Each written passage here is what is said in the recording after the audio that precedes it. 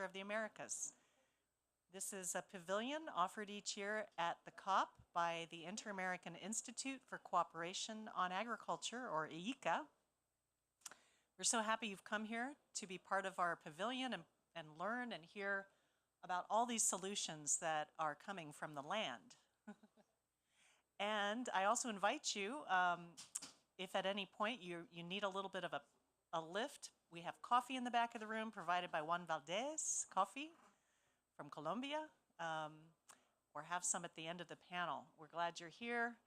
Welcome. My name is Margaret Ziegler. I'm the ICA representative in Washington, D.C. in the United States. And this week and next week we have over 50 events and panels here in our home of sustainable agriculture.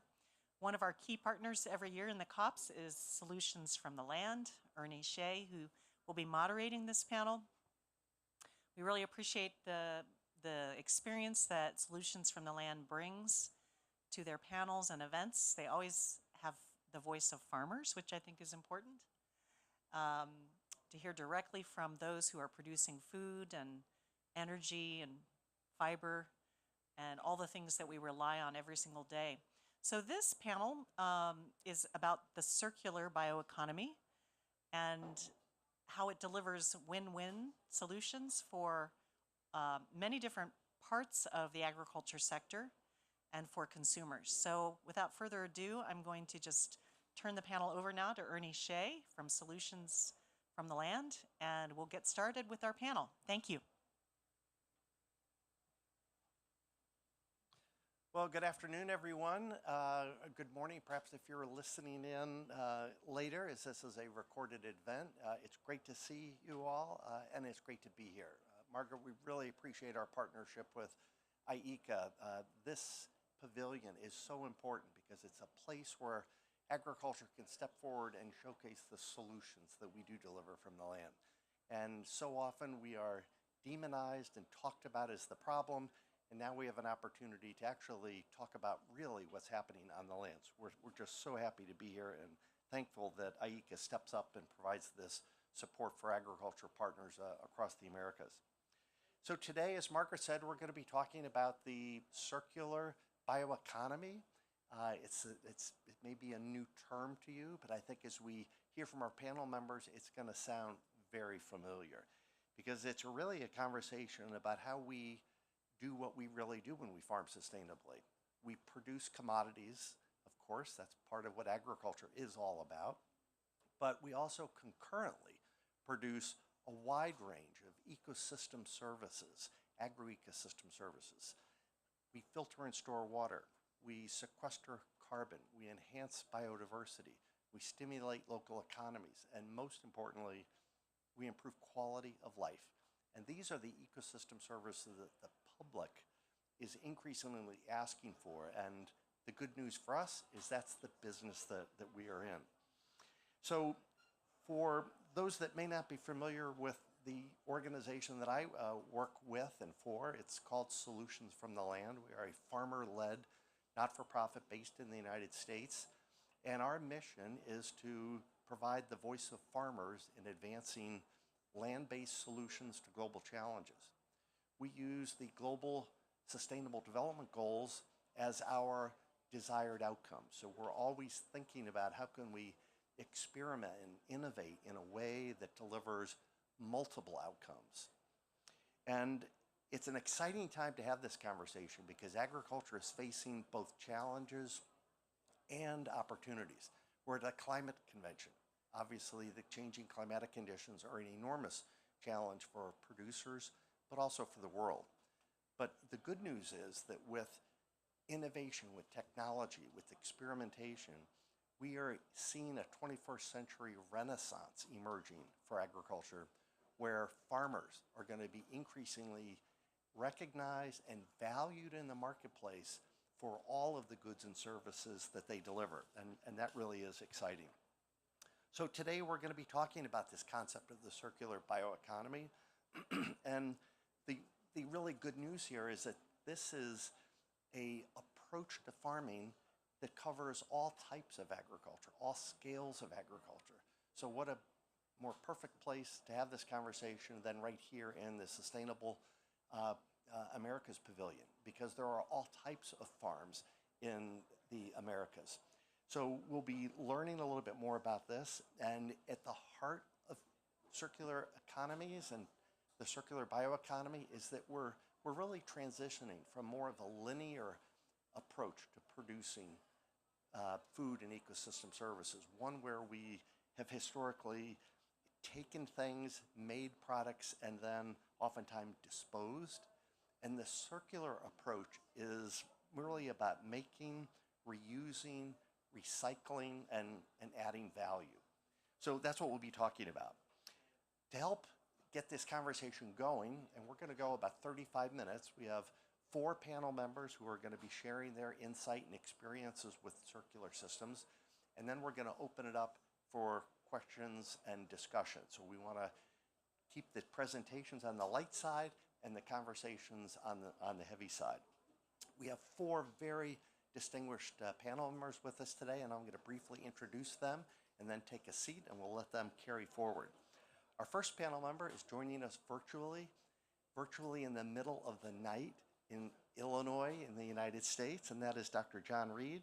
John is a research professor in computer science and ag and biological engineering with the University of Illinois. He's got 35 years of experience in the technology leadership space, both in the public sector and the private sector.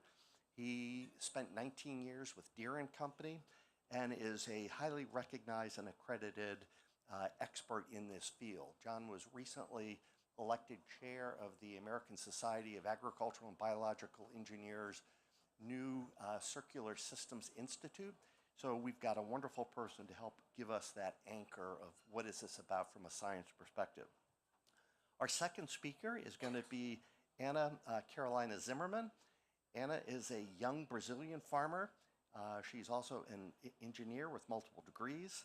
She is the co-founder of Brazil Agroecosystems for the Environment that promotes sustainable agriculture across the world.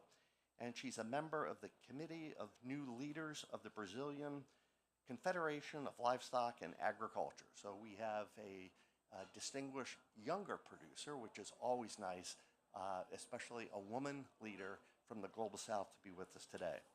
Our third presenter is Ray Gasser. Ray Gasser is a corn and soybean farmer from Iowa in the United States of America. Ray is past chairman and president of the American Soybean Association.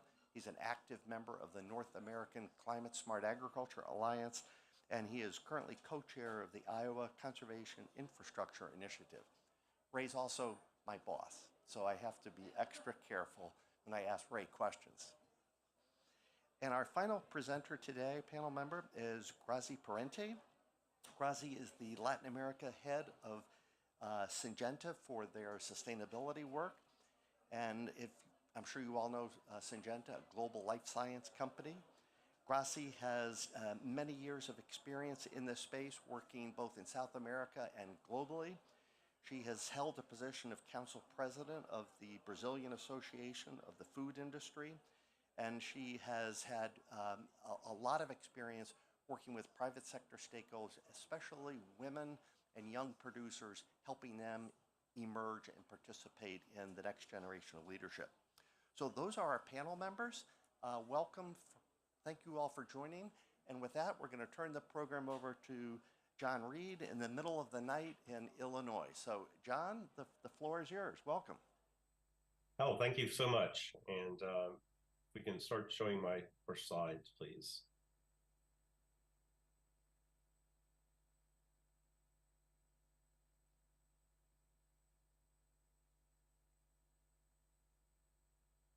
Okay, great. So let's get started. I'm going to start with a representative example of a Midwestern production system that encompasses the heartland. And this is an example of a very highly productive linear bioeconomy. There's 80% farmland with 350,000 farms covering 175.6 million acres. In 2021, this region produced 53% of the corn receipts, 45.6% of soybean receipts, and 24.5% of wheat receipts in the United States. So agriculture in this region is very important, and it accounts for an average of 6.6% of the GDP and approximately 2.2 million jobs in food and agriculture. It's significant in ag-related industries located in the region as well. So you might think of this as while this system is part of all of the systems across the world, there are a lot of the components that are contained in this region. And this is going to be critical for growing a circular bioeconomy. Circular bioeconomies have to have scale. They have to have opportunities for economic and workforce development across both rural and urban areas. And they have to have the potential to develop innovations that influence practices beyond the region. Next slide, please. In this slide, you'll get a view of what a bioeconomy looks like, and it's actually a combination of both circular and linear in this diagram, although it looks circular. And if you go across the top clockwise, starting with inputs into precision and regenerative ag, this is what we think about the production side of this economy. And then those commodities in precision and regenerative ag are followed into food and bioproduct in biofuel production in a traditional bioeconomy. And then they move into the consumer and marketplace where there's use and then potentially disposal. In a circular bioeconomy system, we have an additional element called resource recovery. And the difference is we have this in the linear bioeconomy, but in a circular system, we're thinking of ways to capture and reuse those resources. It could happen in regenerative agriculture. The fugitive resources are recovered and used for nutrients, or in food and biofuel production, recovered carbon could be used in the process, and fugitive resources could be used to contribute to other areas. And then in the consumer and marketplace, we think about what can we do to reduce waste and have more recycling and use that. So you can kind of see this is a very complex system of systems. And I really am a big believer that sustainable precision agriculture is going to be a really important first step to move towards a circular bioeconomy. And also, because of the complexity of the system, we need ways of monitoring and measuring. And the potential we have today for digital technologies is pivotal to help us achieve that. So if you can go to the next slide, please. So the vision we have is a thriving circular bioeconomy, and this requires, as Ernie said, reducing, recycling, and reusing waste productively, optimizing our production systems, and displacing fossil fuels with renewables where that is possible. And we need to make investments in this space. If you'll go to my next slide. This slide talks about that we can have investments in things like use-inspired research, which we think of coming in from industry and academia as the foundation. But we need to translate that research into practice. And most importantly, in a new circular bioeconomy, we're going to have an impact on the workforce. There's a potential for new jobs and creation. So for us to really achieve this, it can't just be an academic-oriented mission. We have to think about connecting to create value inside of the regions that, like the one we were talking about for the heartland. And there's some really important dimensions of impact to think about. We have a lot of successes in all of these, but there's still a need for new innovations in precision farming and regenerative agriculture, in biomanufacturing and bio-derived material production, and resource recovery and reuse, as I showed in the circular diagram. And then as part of following all of this, we have to have the ability to have farm-to-market sensing, tracking, and optimization of supply chains. They're all going to be critical to achieving different levels of circularity. So let's look at the innovation by going to the next slide. We need innovation across the entire ecosystem. And starting at the top left, I mentioned having the data connectivity. We can use data to drive outcomes. Sustainable precision ag can be achieved through optimization of the machine systems that farmers use and thinking about how do we more effectively manage power. Digital agriculture can also enable traceability from farm to fork. On the right side, creating value-added products for bioresources, we have to think about what can we do to aggregate waste streams and look for novel approaches to converting waste, or what we've considered waste, into value-added products that we use. On the bottom right, we also need to work with the marketplace and the consumer to build a mindset of circularity. That's going to require consumer education, and we have to be really clear on the quantifying the benefits and challenges of circularity in this complex system. And as I mentioned, we need to prepare the future workforce with career paths that make a circular bioeconomy viable. And then on the bottom left, innovative resource and recovery. We need to understand the resource and recovery opportunity space, whether it's for biorefineries, food production systems. And we also need to accelerate learning on viable resource recovery approaches and then be able to model them and scale up. My last slide kind of summarizes it all. And it's really interesting that George Washington Carver in the 1930s had this statement that made an observation about how fortunate we have been with our fossil fuel economy, and the importance that as we see those resources change, we need to learn to synthesize the materials we grow for every human need from the things that we grow.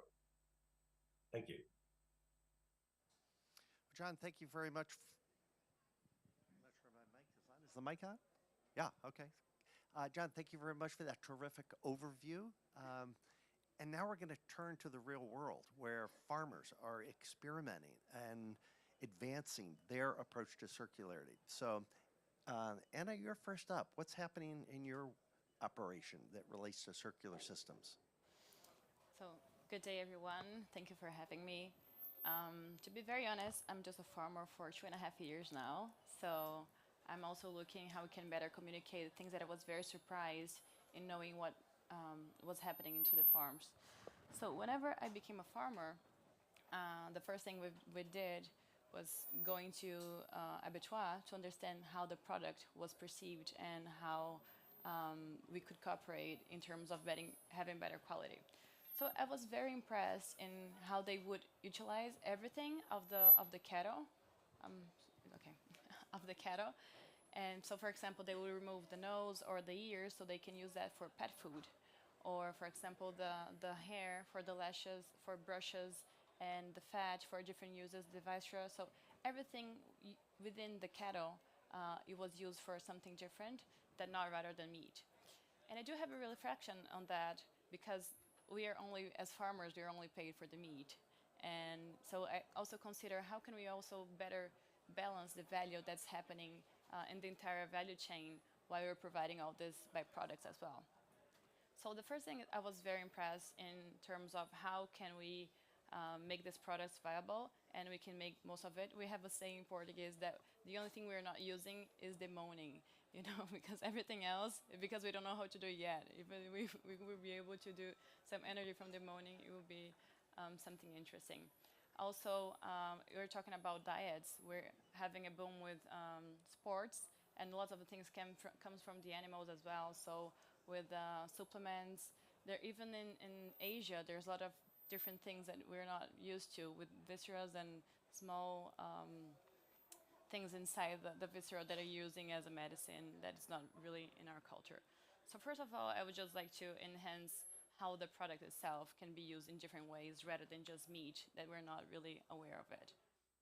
Secondly, thinking about the production in general, I was very impressed how can we close the cycle, for example, using corn and using corn for doing, with partnership with people who are doing ethanol, bioethanol, and then we're using DDG, which is the grains, the dried grains, also for using this as a ration for the cattle.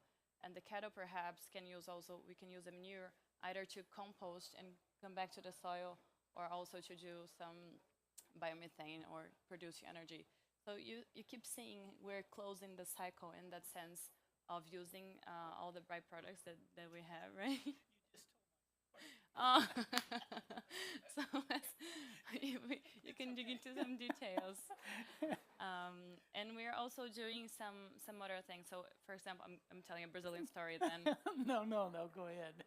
So, for example, in Brazil, we have the one of the biggest examples of the pesticides packaging. So 94% of the packaging, it goes back to be recycled. It's called the clean fuel system, if we can translate it that way.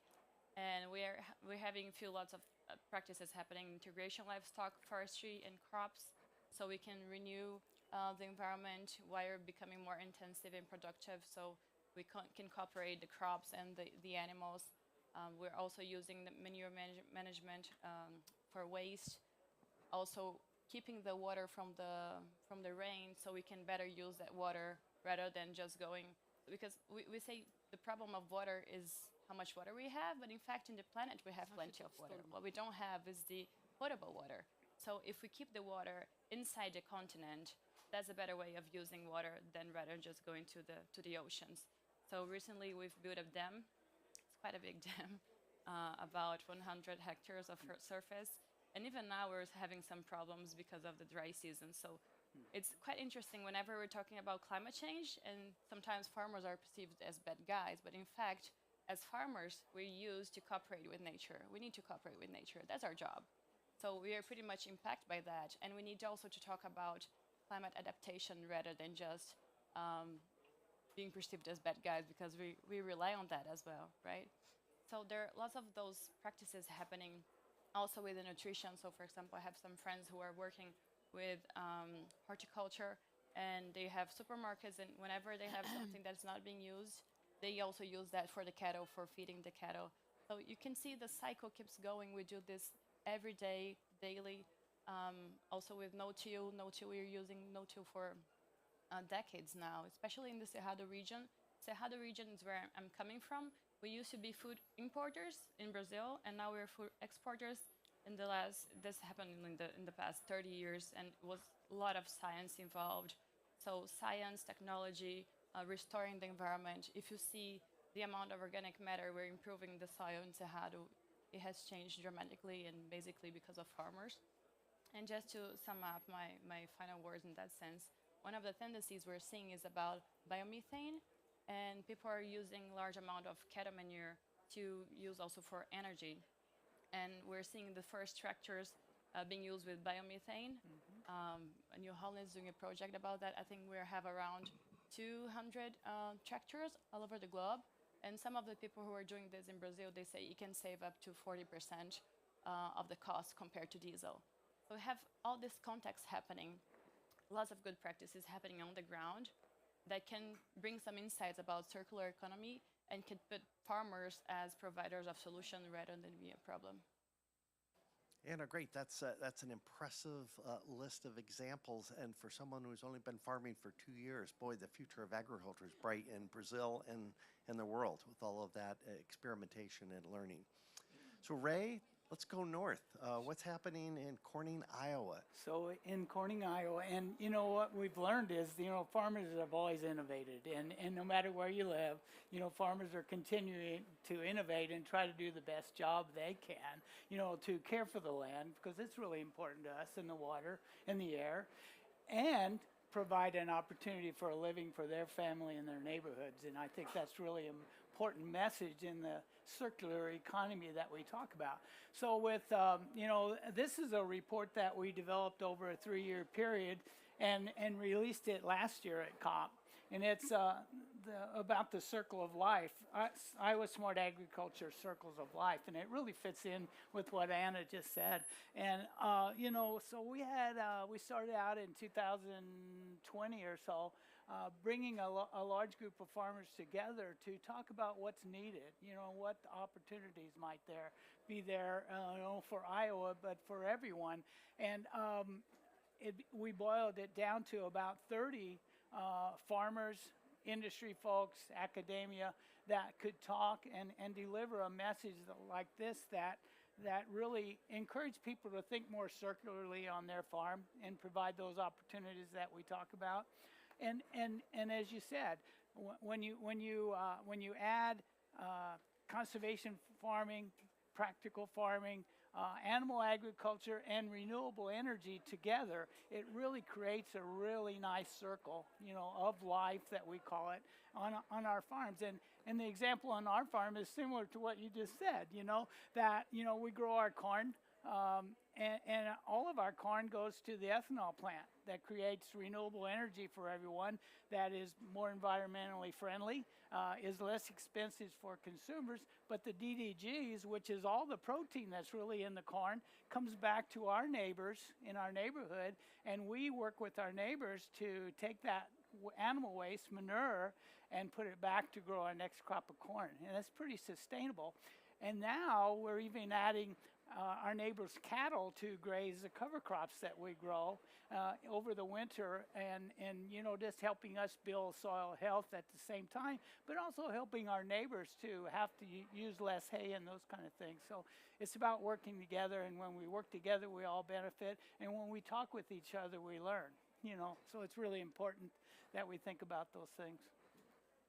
Ray, thank you very much. Another good example of farmers experimenting, but also the cross-boundary learning, because I know you've spent time in Brazil, and so we'll come back and talk more about that later. So this circular bioeconomy approach to farming is not just about farmers. We've already had an academic perspective, but our value chain partners are critically important, because without them, nothing can really scale and be successful. So Grazi, you're here to kind of be the voice of the value chain. It's bigger than just life science products, but share with us your thoughts and perspectives about this evolution of a circular approach to farming and what it might mean for future opportunities. Thank you guys for having me here. Well, not trying to repeat some examples of that Anna already mentioned, but thinking about the value chain. So food industry or farming is like any other industry. In Brazil, we use a lot of the word agribusiness because it's a business. When it's a business, suppose that you are not talking about agriculture. We are talking about a mining company or whatever. You are always trying to do more with less. And when you have the waste that you generate in your process, what you can do from this waste? Brazil, there is a legislation from the solid waste policy that you cannot just drop things whatever you want. So you are responsible for the waste that you create. So the companies in the last many years are thinking, what is the business opportunity on this waste? And the same happens, coming back to the food industry, when you have, for instance, in the process of producing meat. So there is a lot of products that you see on the shelves of the supermarkets that, in fact, are waste that has of the main process that have created a new other business, a new SKUs. When you go to the farms, it's the same. So everything that is a waste can turn out to be something. There is no farmer, medium or large, and sometimes small farmers are not thinking about how can I produce energy locally, because you don't have energy everywhere. So the solar panels are critical. I need also connectivity. So for connectivity, I need to have also energy. So maybe I have to produce energy locally. How will we produce? By solar, by biodigesters of the waste of the cattle. So this is also an opportunity. The other thing is also there is since many years, what are the biofertilizers that I can use from having that? So the less that you can have waste that is useless, the best is for the business. So everyone is on that, and there is a lot of investments for bioenergy, and also Brazil is together with the U.S.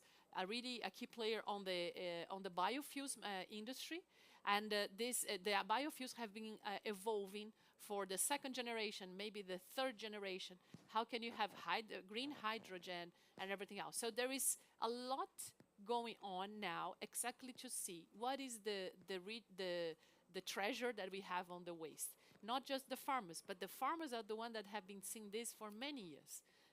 So this is something about the scenario we are today. Well, if you may have picked up by now, we've been talking a lot about farmers, and there's a reason for that, and that's because farmers are at the center of these challenges. They're on the front lines. And having them share their experiences and partner with our various academic and business partners is what this journey is about. So we're right on time. In fact, I want to thank you all for keeping your comments within our initial 5 to 7 minute range, because now we have an opportunity to just talk about this among first ourselves and then with our group here today. So I want to kick this off, and John, I'm going to come back to you with a question. You're an engineer. The engineers have been leading the way, at least in the United States, on this exploration of the circular bioeconomy, but it's going to take more than agricultural and biological engineers to come on board and participate. I'm thinking about agronomists and rural sociologists and all of the various disciplines that have academic expertise. So, John, what's going on to help bring the entire perspective of multiple disciplines into this conversation? What are you and ASAB doing in that regard? Well, thanks for that question, Ernie. And it's correct, as you have said, is that as we start trying to make things more productive and more efficient, it's just impossible to do it within one single dimension of the problem. And so ASABE realized a few years ago that we needed to start thinking about how do we bridge and connect to other organizations and societies. And part of that process is that we've reformed a Circular Bioeconomy Systems Institute that was just initiated this year. And we are reaching out to other societies and other organizations and trying to build coalitions to address this problem of circular bioeconomy. And one of the great activities that we have going on, and we really are looking for participation worldwide, is to be involved in workshops that help us lay the foundation to these different elements of the circular bioeconomy. We have different opinions of how that should take place, and we have to work across the silos of organizations to really go after them and understand the opportunities and challenges, and then work together to try to solve some of these issues that help the farmers, the food and bioprocessors, and the biofuel productions, and all the way to the consumer. And John, just to follow up on that, as you work within the multiple areas of expertise in the academic space, what are your plans as an institute to reach out and connect with farmers and also value chain partners? How do you see that coming together under the institute? Yeah, it's extremely important. I mean, if you basically you have to talk to farmers to get the voice of the key stakeholders that are involved with this, and that's also true for the industries that are involved. And so we directly engage farmer organizations to be a part of these challenges, and we have to look at this as we are all in this vessel together to try to solve this problem of achieving this, and not just look at it from a point of view of a portion of the stakeholders, but we really have to be holistic across the entire ecosystem. Thank you. I'm going to give our farmers a chance to think a little bit about the question I'm going to pose to you in a minute, which is what are the barriers that farmers face? Be thinking about that for a minute. But I want to go to Gracie for a minute. You talked about scale of the circular approach working at small, medium, and large. And I know Syngenta has provided great leadership at a large landscape scale level with the Reverte restoration program in Brazil. I wonder if you could talk a little bit about that, because I'm not sure folks are really aware of the commitment that companies like Syngenta are making to help restore degraded lands and bring them back into production. So how does that tie into the circular system approach? Good. Well, I will repeat the sentence I mentioned. So doing more with less. So in the case of Brazil, suppose you have a farm, and this farm has like 100 hectares, whatever. It's a small farm in Brazil. So, but according to the legislation, you have to preserve, depending on where you are located, a specific some percentage, 20, 30, 35. Even in the Amazon, like 80% of the land has to be the native vegetation protected. But then suppose you are in the Cerrado. In the Cerrado, you have like 20% that you need to protect most of the areas. So it means that you can use 80%. And then there is, there is no farm that is just soy, just corn. You know, this crop rotation is essential for the region and practice. And also, Syngenta is a founding partner of the ELPF, the Integration Livestock and Agriculture, where we have been cascade good practice related to this crop rotation, to the integration of all this, you know, having the eucalyptus, the pines, and then you have the livestock, and then you have the agriculture, and then you have the crop rotation. So to make the more, to raise the biodiversity and raise the productivity all together. But then, come back to our farm. Then you have like the 80 hectares that you have. And you use like 20 for agriculture, then the rest you use for livestock. You have been doing this for a long time. So we have sometimes, we have some figures around half of it or a third of it is degraded in some degree, sometimes highly degraded.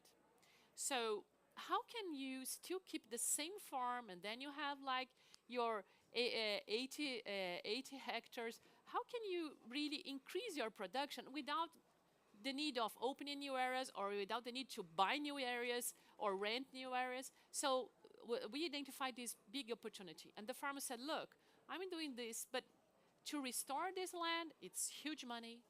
I need a specific agronomic consultancy. I need someone here to support me. So we identified this opportunity like 3 years ago, 2 years ago. And then we create this program called Reverti, where we are able to close the loop of supporting the farmer to restore this land, convert to highly productive agriculture. So we have a bank with us because this is important. So one of the hurdles is the finance, because it requires a long-term loan. It's not like normally agronomic loans for farmers around 3-4 years. This one is a 10 years loan. And then you have a grace period of the 3 years. The 3 years that you are struggling to see things moving on, and then you start paying. And of course, it's not just money. You have also to know how to do it and to be prepared for that. So the program is a success. We have a target of 1 million hectares. And it's good to see that the potential for this in Brazil is huge. The Brazilian government just announced it here in the COP that they are going for a new restoration program that is very much inspiring ours, we are proud of it, is that to reach 40 million hectares. Our target's 1 million, but government is going for that. But and I'm going to close my remarks here. What is the hurdle? The hurdle is money, because it's very, very expensive. We are not. When I see announcements like, we have a new fund of $200 million, that's not enough. To me, $100 million is what we already spent in our 100 and something thousand hectares. You know, what we need, we are talking about billions of dollars. You know, we are talking about the bank criterias, the credit ratings. So it's easy. Today we started with the big farmers because they have the credit rating. But how we go to the smallers? You know, how we go to the median? So I think that the hurdle for this is exactly the finance and the instruments we're going to be building to understand that agriculture is not like industry. You have different timings, you have different stakeholders. So I think this is the new frontier that we have to cross in the next years. Well, thank you very much for that, Grazi. And boy, just listening to you, I'm struck by the themes that I'm hearing. Multi-stakeholder collaboration is required. You're talking about government, banks, producer organizations, partners that help share knowledge, everybody coming together into a united effort to try to transform. And the finance hurdle is enormous. We're here at the COP, the Climate Convention, and there's a big debate taking place around the amount of funds that go into agricultural climate finance programming, adaptation, mitigation. So, boy, having us demonstrate what we could produce if we could unlock more financing would demonstrate how we could more quickly achieve these very, very ambitious global goals that have been set. So thank you for that. So Anna and Ray, you're the farmers. You're the ones with dirt under the fingernails that are on the front line every day. Tell us a little bit about what the barriers are. I mean, it sounds easy when you describe it, but boy, farmers have been doing things a certain way for a long time, and there's risk maybe. So what are some of the barriers and fears that farmers have about adopting this, what we're calling new approach, but the more I'm hearing it, it's more back to the future of the way we used to farm. But let's talk about that. Anna, why don't you go first? So first, one of the things we share in common with the U.S. is our size, right? So it's hard to address in different contexts. For example, when we're talking about Europe, they're really close to the urban areas, the farms and in the urban areas. For me to go from my city to my farm, I have to cross 3.5 hours to go and 3.5 hours to come back. So it's quite far. And being that far, we created big gap between the urban and the rural world. So first, in terms of narrative, so people are not really well connected anymore with the farms. And this brings a huge gap in terms of what they're actually connecting. That's something. Secondly, as Grazi was saying, we need internet, we need energy. So this year, for example, I mean, in the past 2 months, we were 3 days without energy, 1 day with energy, 3 days without energy. And that's common sometimes. And without energy, we don't have internet. Without internet, we don't have all the digitalization and connection to the world and safety, roads. So everything about infrastructure, even though we have the best of the best in Brazil, we also have the worst in the sense of access. So how do we can develop and bring access to new regions? So that's one question. And I think that's also because of the scale. Secondly, I also think we need to take into account context. Every time we're in these global spaces, and multilateralism is having a hard time right now. I feel that we are constantly being said that we need to have this one size fits all approach, which it doesn't relate to us. So, for example, we're constantly looking to carbon programs, and the carbon programs for farmers, they are not really taking into account our context at all. So it's really hard for us to access, even finance, to access those programs because they're not adapted to Brazilian reality. So I'm going to give you a few examples. By law, we have 20% to keep the land, but if we had anything that was legally opened for the past 10 years, we're not able to join a carbon market program, even though it was legal, even though it was for opening, for example, to restoring something. So you're checked out of that box. There's so a few problems as well in the carbon place with the other practices that we're not able to join the program. So I would say mainly the infrastructure is something, the narratives is also a problem, and also the context, even sustainability indexes, they're not really taking that into account. Yeah. Good, thank you. Important points to keep in mind. Ray, you talked to us about spending 3 years with a group of Iowa farmers, talking about how are things going and what they might do differently, and it sounds like they figured out what they want to do differently, this concept of circularity. But that conversation wasn't easy, was it? And what are you running into as you start this conversation with wider and wider groups of farmers in Iowa? So the conversation about circularity, I think everyone, in our group could see some value there. But what we find, throughout agriculture, in the Midwest, is that farmers have a method that they're farming that they're comfortable with, that they can maybe make a living or at least surviving on, and the comfort level for them is, if I change my practices, if I look at doing more circularly, will I still be able to make a living for my family? Will I still be able to pass our farm on to that next generation? And the message that we're sharing is, yes, there are opportunities there. Start slow, practice, learn what works for you, and learn what benefits.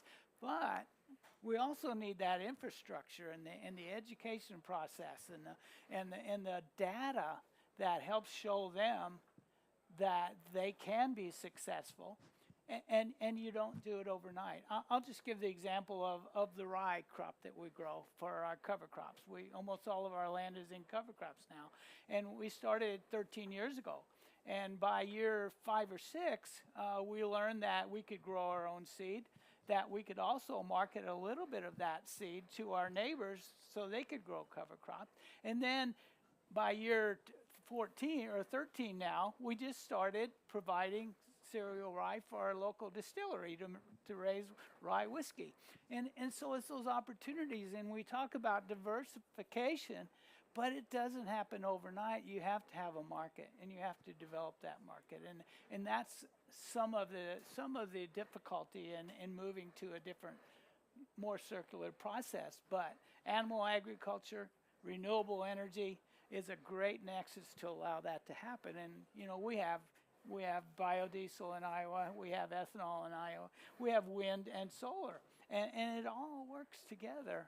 If we can make that happen, but it takes capacity to do that, and it takes sometimes the local and federal and state governments to help make that happen. And that's another job I have in Iowa, is to help encourage renewable energy production in Iowa. And So it's a complex transformation that we're working through with many, many dimensions. John, the university system, you talked about silos, and every sector has silos. But in the ag sector, boy, we've been so good at demonstrating how we can improve in individual silos, whether it's nutrient use and uptake, whether it's productivity defined by whatever dimension you're evaluating from. And now we're talking about maybe something a little bit different. And I'm wondering about the conflicting forces that we may be dealing with, where we've got a world that is growing to 10 billion people by mid-century, meaning we're going to have to do a lot more to ensure that we're producing the outputs needed to support that population in a sustainable way. So some would argue to intensify, just let's put more and more and more. And I've heard the concept or the labeling of the treadmill of productivity that we've been on, that if we just keep doing more and more and providing more and more inputs, we're going to get there. But there's some unintended consequences that can come with that. So how are you dealing with that within the scientific community? Are you rattling some cages when you're suggesting that we need to transition from linear to circular approaches? I think I'll just start by saying that one of the things we think about in circularity is quantifying and understanding the benefits. We're starting to see new factors, and there was a comment made about the indices aren't quite there yet, and I think I agree with that. There needs to be improved measures of what does it mean to achieve circularity, but just simply showing the impact of what potential waste streams there are and identify them helps us understand how to move things to a different state. And as Ray mentioned, we really can't just flip a switch and say, hey, stop doing what you're doing and do something else. We're going to have to, in order to continue to feed the world, we're going to have to understand where there are opportunities and make those changes appropriately over a time scale. And by providing visibility of these kinds of performance metrics for sustainability or circularity indices, let's say, then farmers will make very good choices. They always do. I think the other side is that we spend most of our time concentrating on one part of the system, which is the farmer. But a farmer, no matter what level of circularity they achieve, we can lose it in the next phase unless it carries on into the bioprocessing and food production and all the way to the consumer. Even the consumers are part of the solution. We have to understand what can we do to reduce food waste or capture that waste to be able to use it back in the circular systems. And so those are just, I just want to kind of point out that all of us across this entire ecosystem, we need to continue to generate more productivity to feed the world. and we have to consider how can we make advantage of those waste streams to help us do that. And isn't part of this conversation about thinking more broadly about the outputs, the metrics, and what defines success? I think for a long time we've been talking about yield as the primary metric and defining success by whether or not those yields are going up. But this is a bigger conversation if we're talking about multiple outputs and outcomes where yields will be important, but so too will be these other agroecosystem services. But profitability is at the heart of this, is it not? And higher yields don't always translate into higher profitability for producers. So how do we have that conversation with these growers, Ray and Anna, as they think about your invitation to participate? Is that a way to help draw their attention in and encourage them to experiment, that the bottom line of profitability might be better under a circular approach than under a linear approach? Am I close on that, or? No, you're absolutely close on it, and it's still a process, you know, and because there is a comfort level of what we've always done, you know, and we to change that attitude, to change that approach of thinking, to think more circularly about what we do when we have a comfort level behind us that is financed, that we have a market for and a production system for. So, you know, we have to encourage that open-mindedness about, you know, trying something different. But as I said, do it at a scale that you can afford to do, you know, and that you can learn. And that's what we're encouraging is folks to think about it and actually think about their neighbors. If they don't, you know, on your farm, we don't want to raise livestock anymore, you know, but our neighbors love it. So if we work with them, if we work together, we can really create a nice circular system for our neighborhood, and everyone benefits. I think it's very important that we talk about because sometimes in some spaces it's forbidden to talk about money, right? We have to do things for purpose, and that's a purpose, but it's also a business. If the business is not doing well, we're not going to be able to continue doing that and do good. We keep forgetting that sustainability, it has 3 pillars. So we're talking about environment, we're talking about social, as Ray mentioned, and we're also talking about money. So in the social part is also sometimes left behind.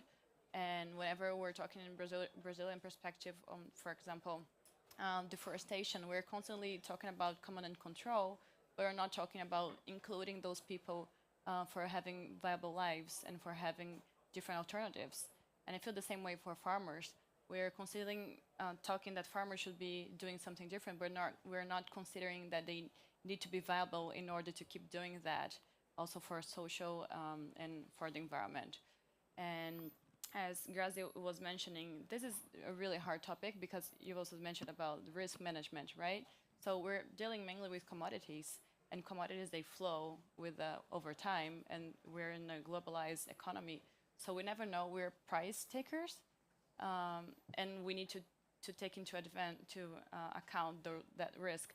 So it's a very, very risky activity. We're literally putting money, we're bearing our money, we're raising the money, and we don't know what's going to happen. We don't know what's going to happen with the climate change. We don't know what's going to happen in so many different ways.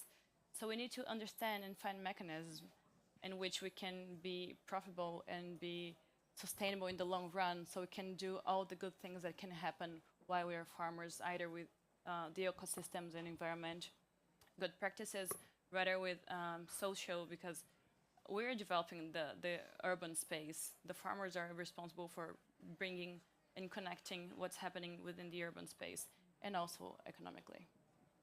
So we're talking a lot about examples where agriculture can step up and really scale the solutions that they're delivering. Climate solutions here at the Climate Convention, but also food and nutrition security, environmental improvements, economic improvements.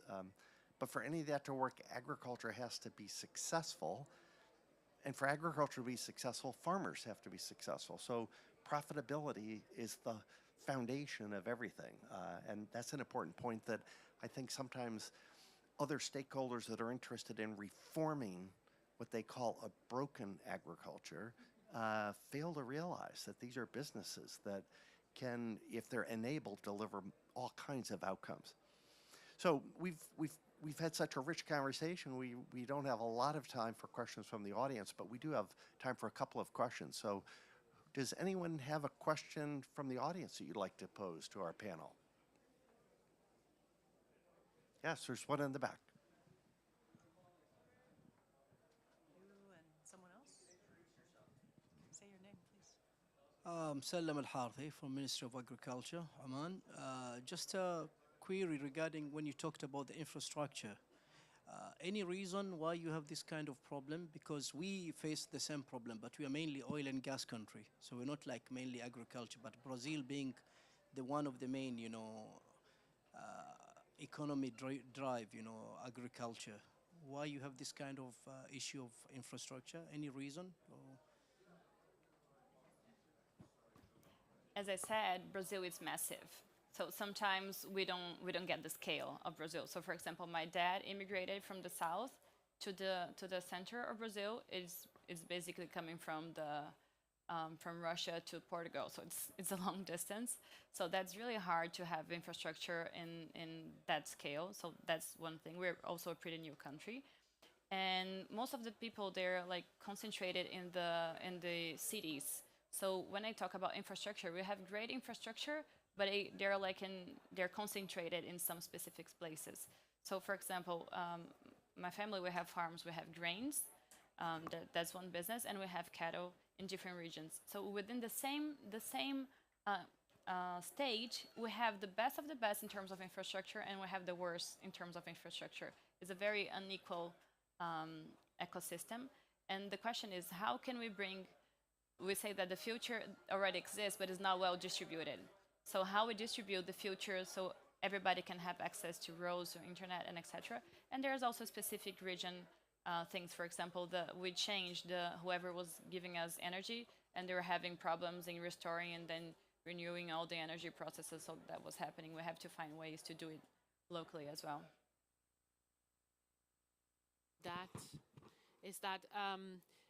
I don't know US, Ray, sorry, but Brazil is the only country that can double the production, the food production in a time of 5 years, I would say that.